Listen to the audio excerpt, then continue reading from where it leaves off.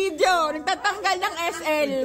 Ay, natanggal ng SL. Ano nung last na high impact news, hindi na siya nag-liquidity grab eh.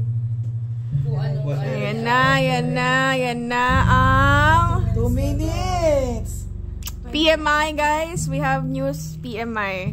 Live na live. Charis. 2 minutes left, guys. 2 minutes left. Saan kaya papunta? At kayo, ang tingin nyo sa papunta yung market? Babagsak o aakyat? Babagsak. Babagsak. Ay! Ay, grabe ka naman. Ay!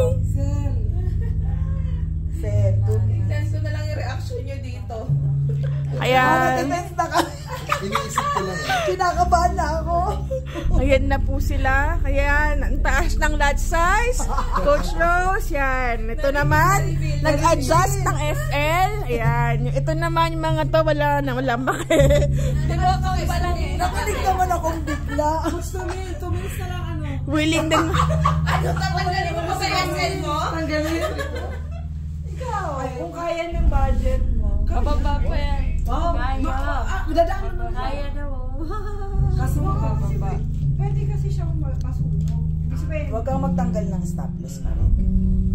at least yung pag may stop loss ka, pag may stop loss ka kasi, makakamali ka pa sa trade. Pag wala na, tasunog na yung buong account. Top up ka na lang ulit. Mag-top up ka na lang. Magkano ba capital mo? 150. Naku po. Ayan, ano lot size? Lot size. Ay, 300 just times 2 eh. Ano lot size nun? 0 lang. 0.01? 0.01? So, stop na, alisan ka na. Bahala ka. Ikaw bahala. Umili ka naman. Ere. Ay, umakyat. Ay, walang dating. Wala ba? Maya. Ay, wala. Ayun. Ay! Baba. Hipan.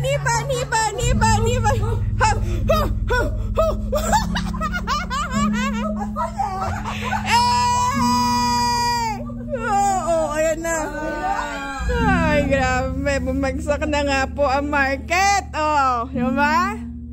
Wala masyadong impact. Wala masyadong impact ha. Kaya mabagsak pa yan. Bumababa.